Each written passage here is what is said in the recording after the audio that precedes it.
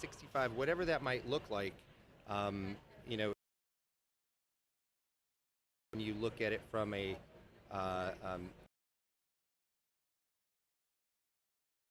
and that will actually apply to the types of buyers that are out there for your practice. So the idea of how big is my practice, it's such a general term. Big,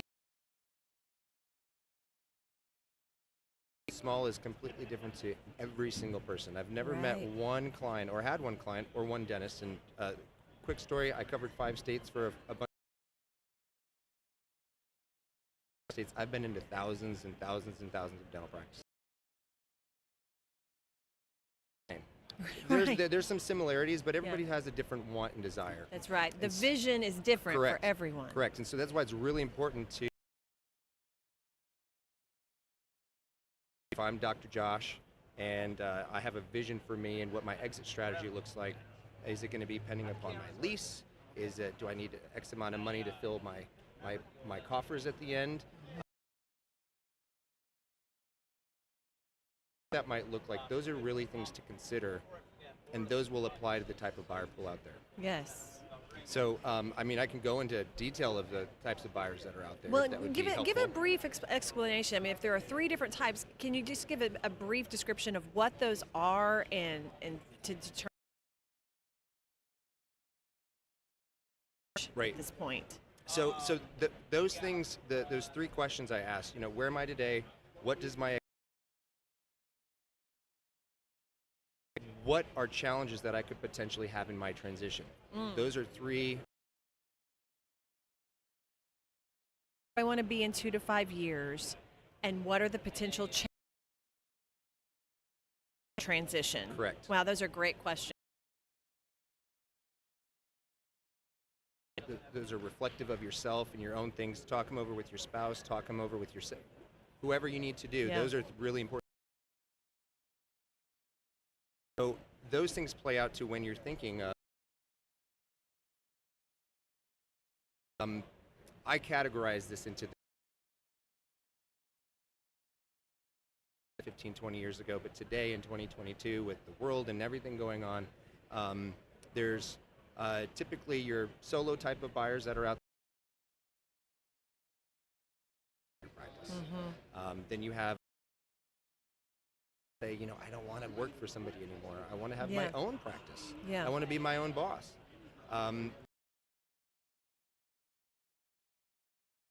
To acquire money a certain way, they're capped at how much they can borrow. And choosy on, hey, I need X. I don't do implants. I do implants. I don't like Invisalign. I do like Invisalign. So location is important to them. To pay their debt of student loan debt. Right. Pay and make sure that all of those things work.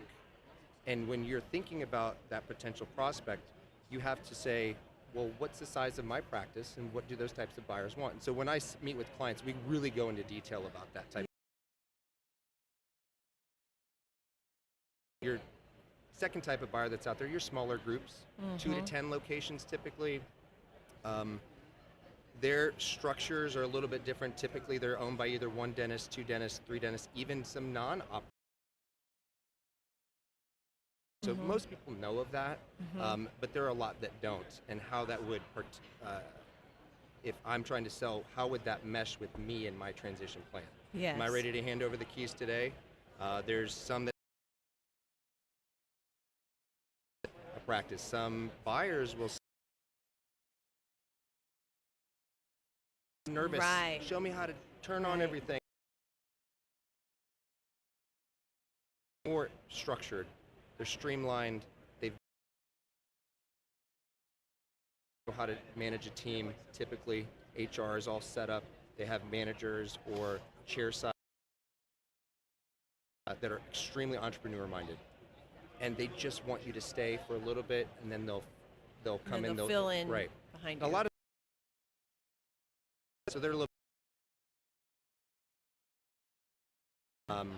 Your TSOs, dental service organizations, your DPOs, your dental partnership organizations.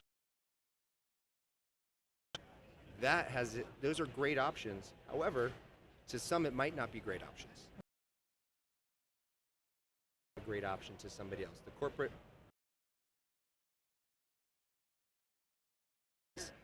they're more reliable. Or they're more looking for EBITDA Yeah. and location, number of operatories. Will you 8 years? Yeah. So you think in the larger the group, the more likelihood in the stay for not just weeks or months, Right. but for years. Correct, because that's the time and money thing. Be more of a contractual obligation, or to participate in the equity event down the road. Do you, in this role at this point, of those three groups, the solo dentist, is that pool?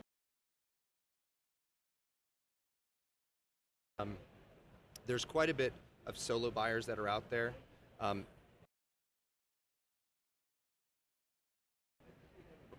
Pool that I see right now is, does it make sense for them to leave their current employment? Right. Do And- they have the financial Exactly. capacity to take on full? Practice is being sold or being bought. I'm the associate that's for practice. I'm making borrow $1 million with the interest rate $120,000 a year Right. to cover that loan. $50,000. So automatically, before taxes, now I'm going to make around 200 to 225, and I'm going to have to have all this responsibility. Is that worth it to me? Yes. So then you start to have these, and the ones that really want it, and they're sick and tired of, being W-2 people or Yes. independent contractors.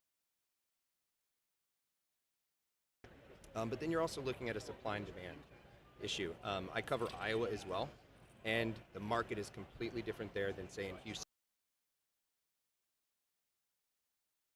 Demographic. Okay. And it's every practice on the market that's $1 million, 5 operatories, and it's gone in a day.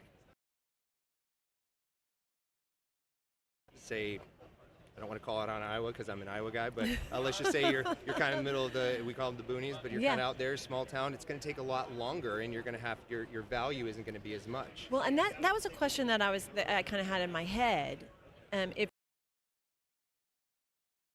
is a doctor that is on the side of their career where they're just starting to think about what is exiting, do this differently or do something new. I love that you were saying, the kind of the self-reflection or the that you talked about earlier on. But based on if you're in a more metropolitan area, if you're in a more rural area, do you have some time frames that you recommend? Maybe you don't, but just based upon how different those two geographical areas may be to find a buyer. Right. How long? How long do they need? When do they need to start setting things in play to seek out the person to take over the practice? Great question.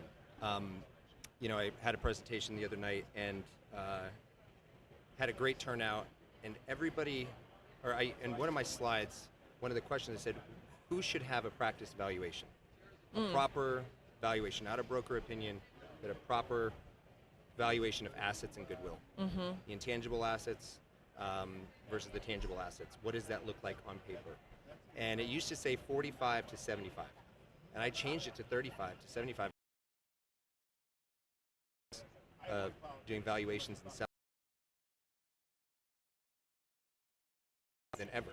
So, So when should you do, because we get asked that Right. valuation. Yeah, so Henry Sean is start to finish. From exit strategy planning, from a valuation to partnership,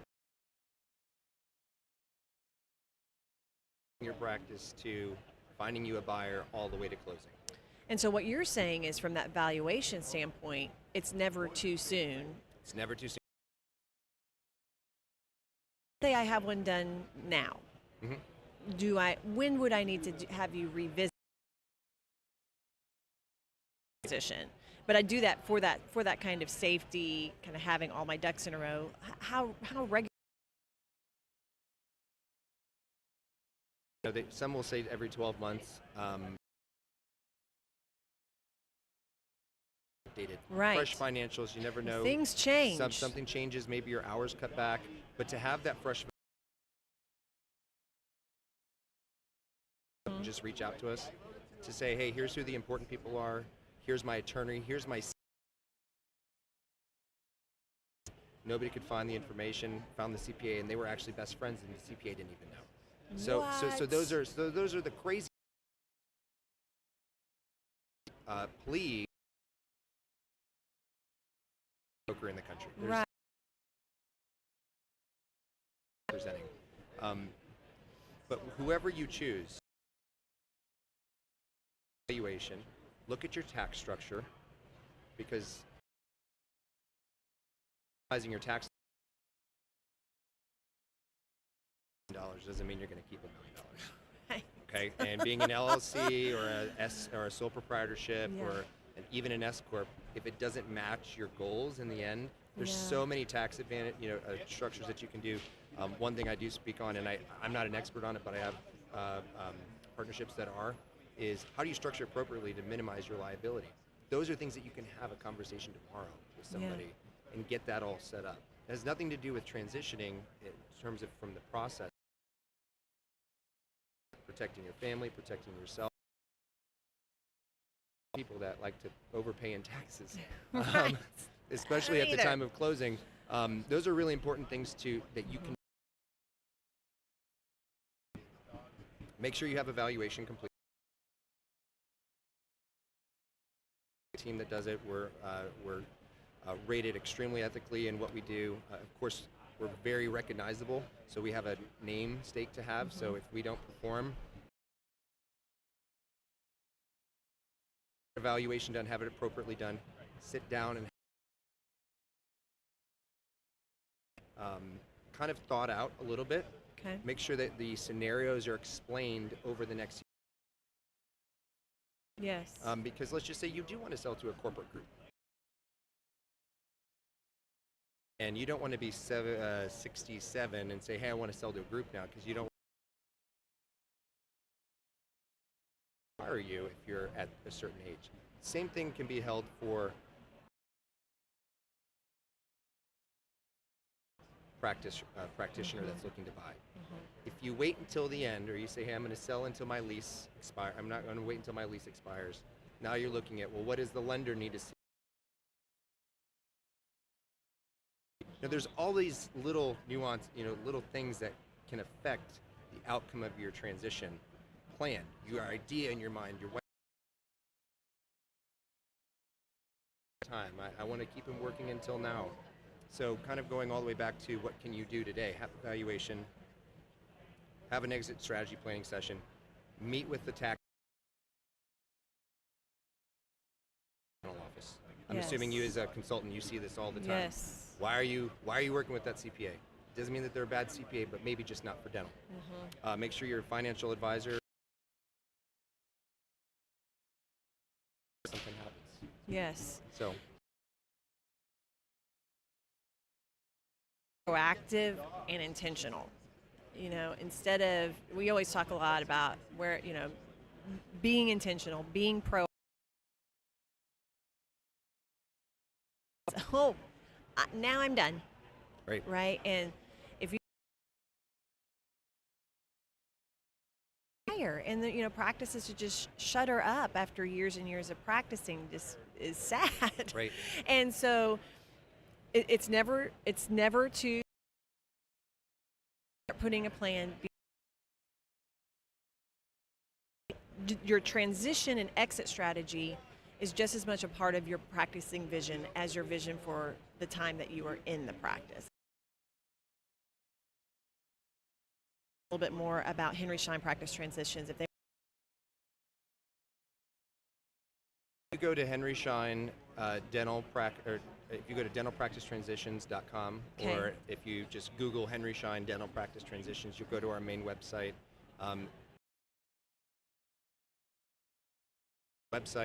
And you can put in your information.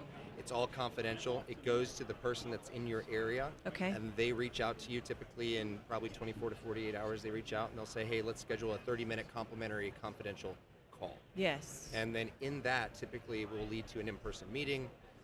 If not, I'll give my